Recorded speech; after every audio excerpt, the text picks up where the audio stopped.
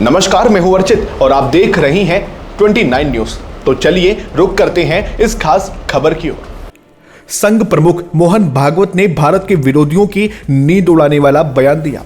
उन्होंने साफ कहा कि अब भारत को तोड़ने का सपना देखने वालों के ही टुकड़े होने वाले हैं। आखिर क्यों मोहन भागवत ने कहा कि दुश्मन अब अंदर से खोखले हो चुके हैं, आइए जानते हैं इस खबर में।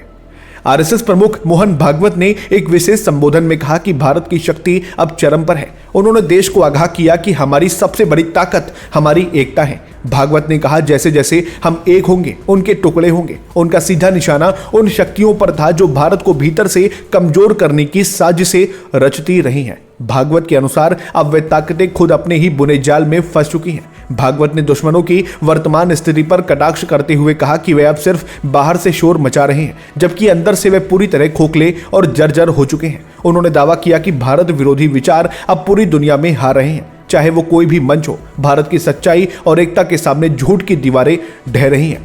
ये नए भारत का वो उदय है जिसे अब कोई रोक नहीं सकता। मोहन भागवत ने जोर देकर कहा कि जब तक हम बटे रहेंगे तब तक अंधेरा कायम रहेगा, लेकिन जैसे ही हम स्वयं और राष्ट्र के भाव से एक होंगे वैसे ही विभाजनकारी ताकतों का अंत सुनिश्चित हो जाएगा।